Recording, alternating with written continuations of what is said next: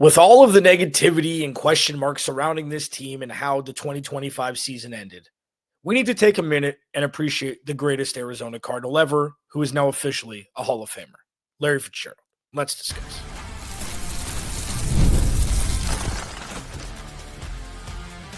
You are Locked On Cardinals, your daily Arizona Cardinals podcast. Part of the Locked On Podcast Network, your team every day. Alex Clancy here. Thanks for making Locked On Cardinals your first listen, part of the Locked On Podcast Network, now the #1 sports podcast platform. Kind of a grab bag today. Still lying in wait for the DC hire name to drop. I'm recording this a little bit later today because I thought with Aubrey Pleasant interviewing with the Cardinals yesterday, along with the Cleveland Browns, we may hear something early this morning, late afternoon yesterday. We have not, so I'm recording now. But Aubrey Pleasant, what does it mean? Okay, I'll talk about that in the final segment. I personally am at peace with the outcome of Kyler Murray's existence with this team or elsewhere, regardless of what it looks like. I'll explain. And, to kick things off, Larry Fitzgerald, officially a Hall of Famer. Today's episode of Locked On Cardinals is brought to you by FanDuel. The winter games are on, and there's no better way to follow them with a bet on FanDuel. FanDuel, play your game.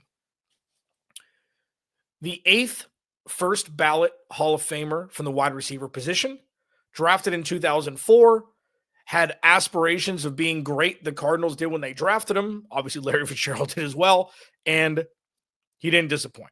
Second in receptions, second in receiving yards, and collectively the worst start to finish quarterback run any elite wide receivers ever had. Yeah, you had a few years with Kurt Warner, you had a few years with Carson Palmer. When Kyler was here, Larry Fitzgerald was pretty much done. Lot of Max Halls. Lot of Drew Stantons. Lot of them. Lot of Kevin Cobbs. Whole bunch of them. And Larry Fitzgerald did something that was out of a storybook, He was the dictionary definition of what you want the best receiver / player of all time for any organization to be, on and off the field. Charitable, philanthropic. I've interviewed him a handful of times. Just, as advertised. And then on the field, he was an absolute terror. The best stat, and I can only really drop this once a year because, it gets tiresome. 41 tackles, 29 drops in his career. I believe that's the number. It's just unbelievable. He caught everything. He quite literally caught everything. And there's an argument that could be made that he's the best receiver ever. There is that argument for sure. I could defend that, and I could obviously defend Jerry Rice, or you want to talk Randy Moss, who's Terrell Owens, like peeks around the door, like the Kim Kardashian meme where she's in the bushes or whatever. But what a great way to go. Now, if you've watched this show, if you're an OG for sure, if you're a P1 for sure, I did question why Larry stayed here so long. So it was just, about the money, which $11 million a year for the last handful of years when he may have got 3 or 4 elsewhere, may have been enough. But, he is Arizona Cardinals. He is the Arizona Cardinals.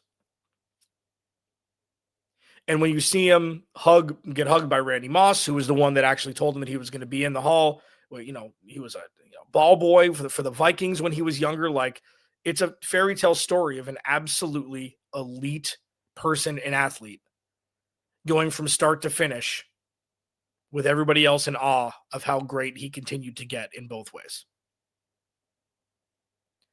So when you look at where the Arizona Cardinals are now, it's difficult to remember, like, viscerally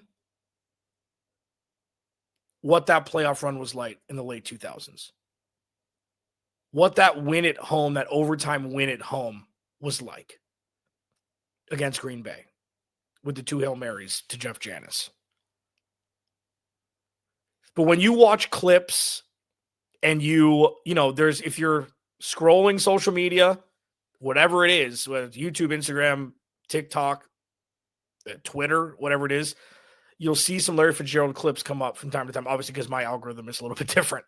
But just watching how effortless he was playing this game, regardless of who was throwing in the ball, it's something that'll last for a long time. Now, one question, and we did this on the squad show last week. One question is, why isn't he more a part of this organization?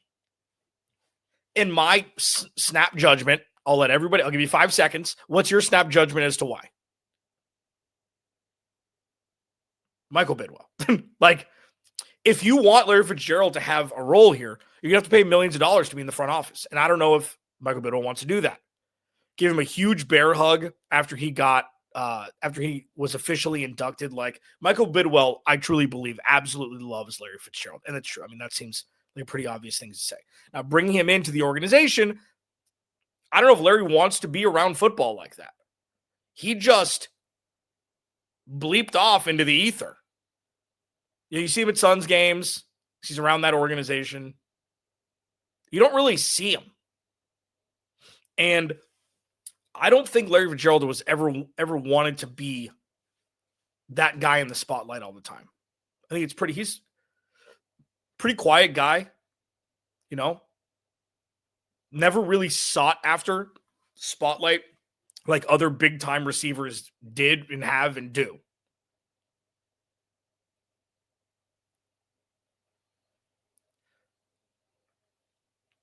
It's just, again, a stark reminder of how difficult it is to find someone like that. And there's a good chance you're never going to get another one here in Arizona. I mean, how many? There's three or four of him in the history of football as of now. Who knows what the trajectory of Justin Jefferson, Jamar Chase, and those guys are going to be. JSN.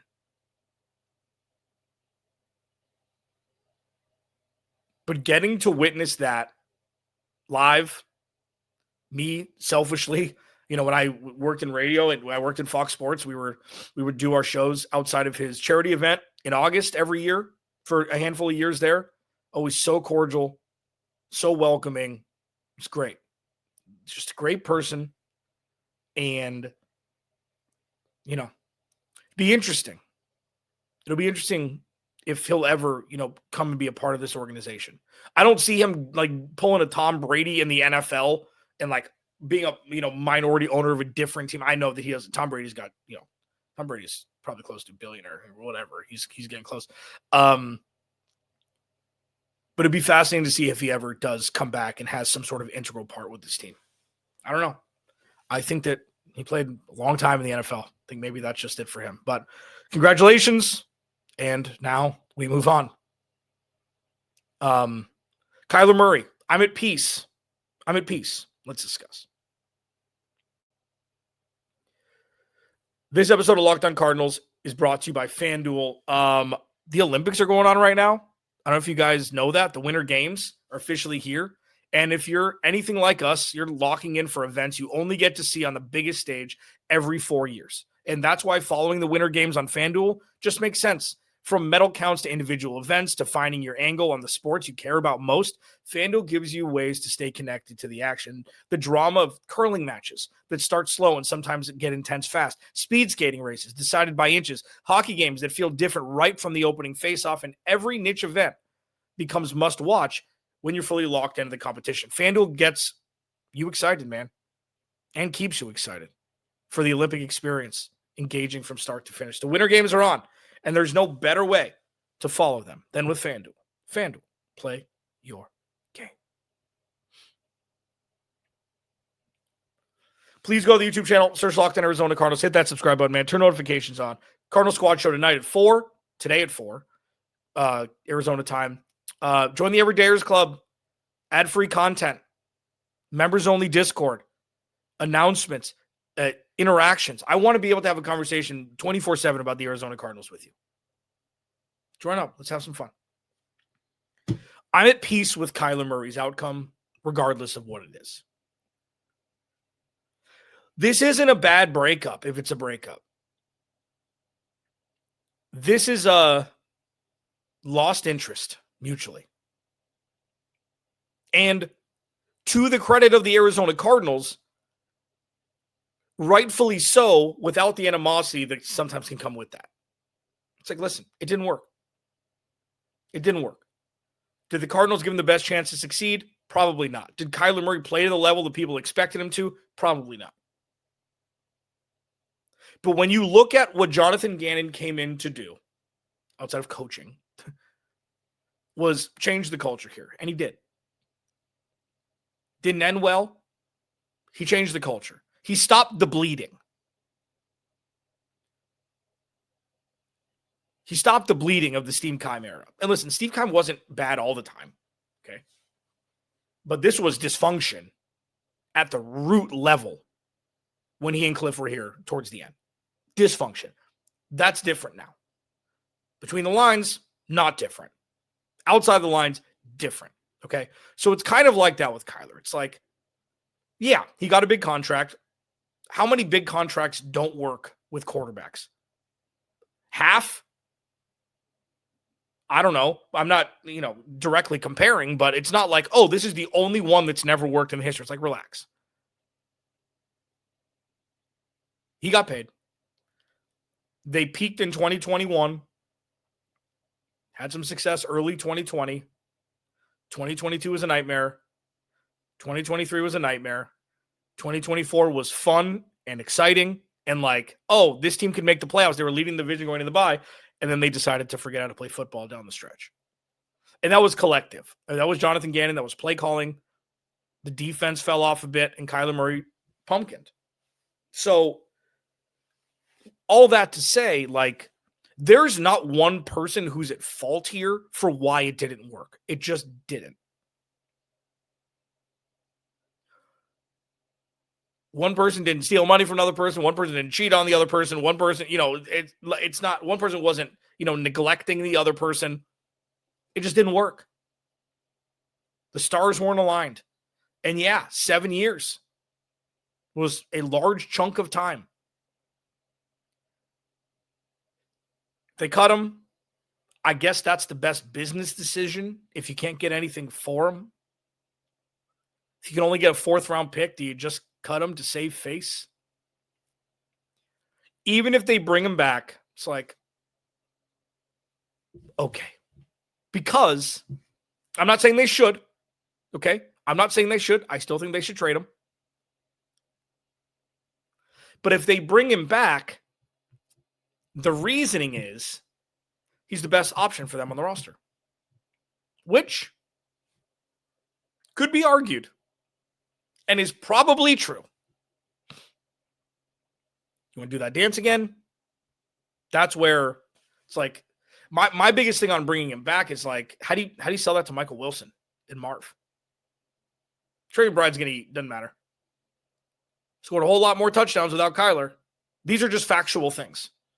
I'm not knocking or being negative about. Those are just factual things. Michael Wilson was a good wide receiver without Kyler Murray and not one with him.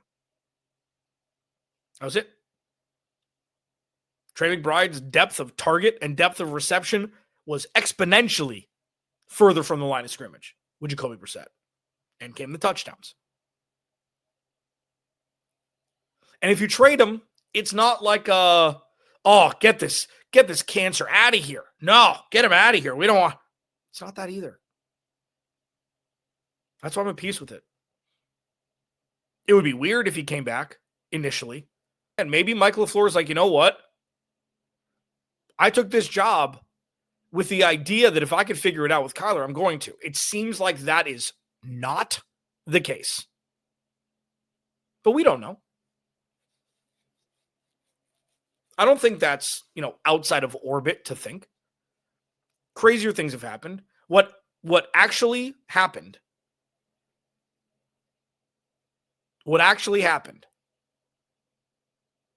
was the starting quarterback got hurt, got put on IR, and the backup quarterback came in and played.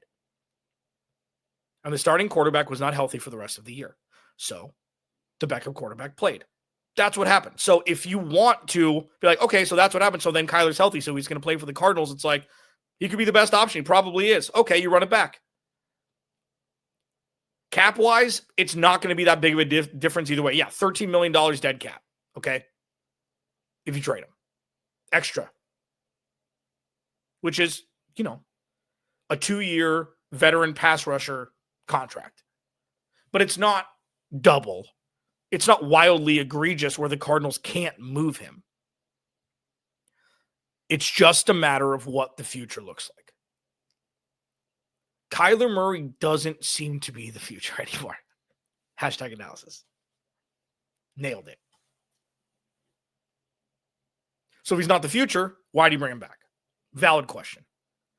If he's not the future, does it matter?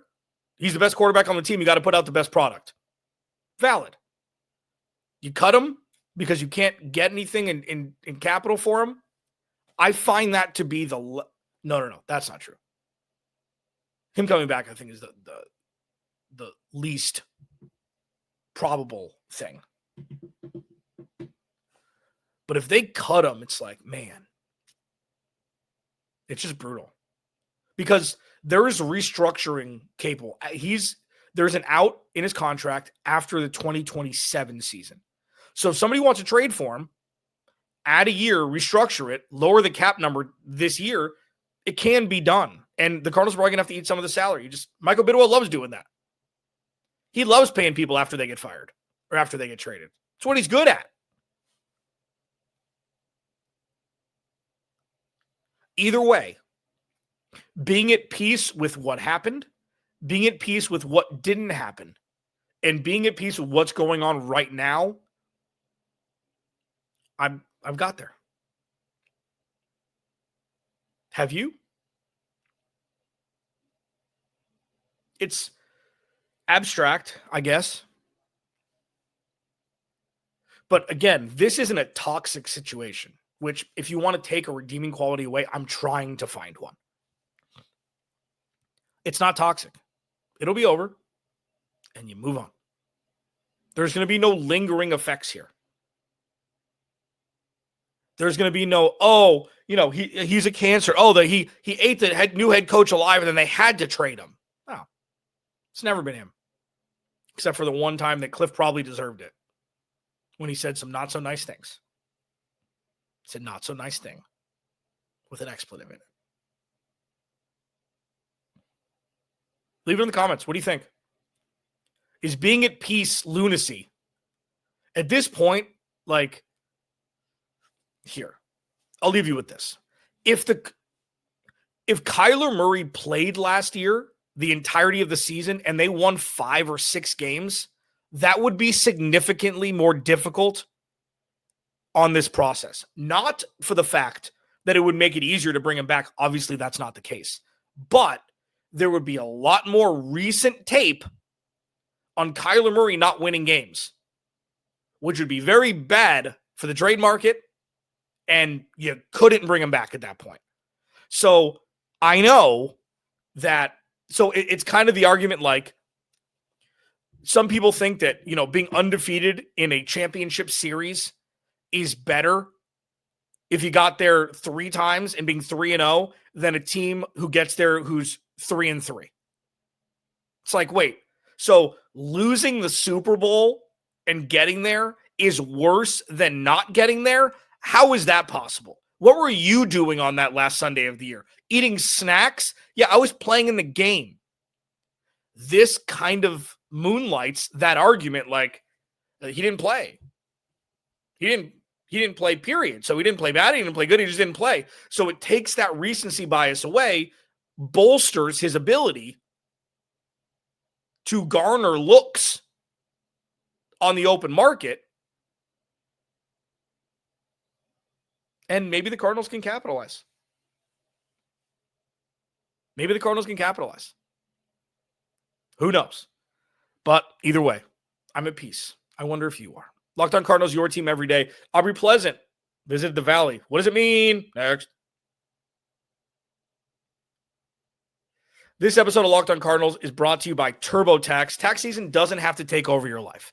This year, TurboTax is making it easier than ever just to hand things off and move on with your day. With TurboTax Full Service, you can have the taxes done for you by a trusted local expert, start to finish, without the stress or guesswork. Instead of spending hours trying to figure out forms, you can meet with a local TurboTax expert in person or connect online, and they handle everything from W-2s to self-employment forms and work to get you every deduction. You can even upload your documents, go about your day, and get updates right in the TurboTax app, which is a huge time saver and gives real peace of mind knowing an expert's handling it. For a limited time, you can get your taxes done by a local TurboTax expert for just $150 all in if a TurboTax expert didn't file your taxes last year. Just file by February 28th. Take taxes off your plate and get back to your life. Visit TurboTax.com/lockedon to book your appointment today.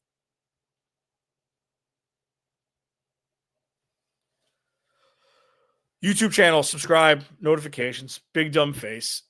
Aubrey Pleasant interview with the Arizona Cardinals for their open defensive coordinator position yesterday.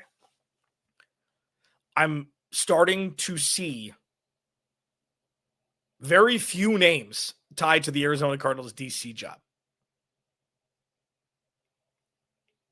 I don't know why Ian Rappaport mentioned Wink Martindale. We haven't heard anything about it since. Maybe he knows something. Maybe he was just, listing guys who wanted to get back in the league, who he's talked to, whatever it is. Ian does a great job. Dino Vasso removed his name from consideration. So the Cardinals they've got a couple dudes, and that's about it.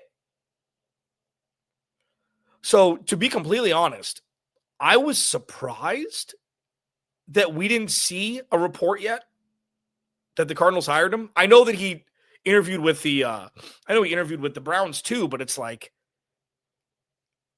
regardless of the Cardinals and, what they were last year and what they've been as an organization, it's not the Browns. The Browns roster is a dumpster fire. I don't understand what the differentiators. What, you get Myles Garrett for a year before he requests out again? Mason Graham played well last year alongside him, but I don't understand. Maybe I'm just too close to it, but I don't understand why this Cardinals defense isn't getting more looks. I know that they're not Seattle level. I know they're not Houston level, Denver level, New England level. New England forgot how to, run stop in the Super Bowl. There's a lot of young talent on this defense. I don't really understand. I don't think at this point going back to the Rams for Aubrey Pleasant would be like a better move. Head coaching, things like that is different.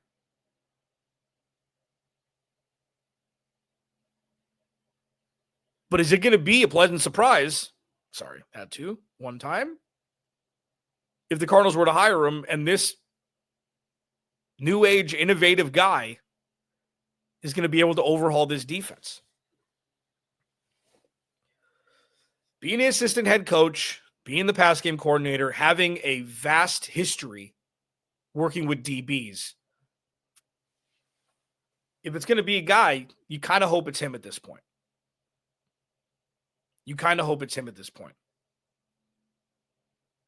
It's fascinating. Like, there aren't huge DC names that are just on the block, that are just open for business, that are ready to work this year. So, like, again, we've talked about this a lot during this cycle. Like, there is a Mike McDonald in this group. There is a Liam Cohen in this group. We just don't know who it is. And it's going to be a blind test until, 2 years from now.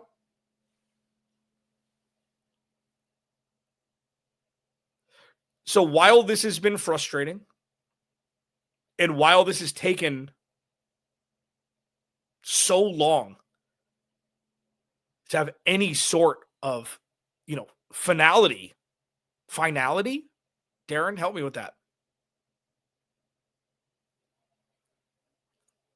It's just littered with question marks. and uncertainty. It's just littered with question marks and uncertainty. Like if Aubrey Pleasant takes the Cleveland job or he goes back to the Rams, what do the Cardinals do? It gets to scary town when you have to settle for someone you didn't necessarily want because the other talented guys took other jobs. And it's not just that. That's any coach. Okay, obviously. You want the best guy. Or the best guy who would actually come here to coach. Mike LaFleur is a first-time head coach who's going to be calling the plays for the first time while he's a first-time head coach. I'm going to say that sentence again. He's going to be calling plays for the first time while he's a head coach. I know he called plays with the Jets. He's going to look to the defensive side and have to have someone that's trustworthy calling the defense because the oh no moment that you hope is avoided by a country mile is that the defense isn't improved from last year. And I'm not talking about after the bye.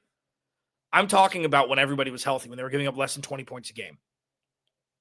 Like, you're going to have another free agent cycle. You're going to get injured players back. Hopefully, Garrett Williams and Walter will be back in the first month of the season, but who knows? The defense cannot be a liability. So, I know it's taken a long time, but I don't really care.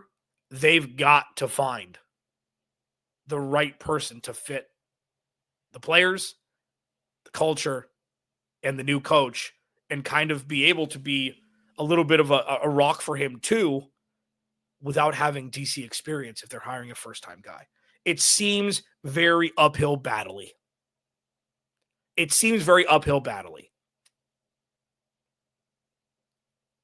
We've talked about these coordinators ad nauseum, man. It's like, truly, it is taken forever to fill these roles. But I think with Nathaniel Hackett, even though it made people want to throw up initially, you understand the theory behind it.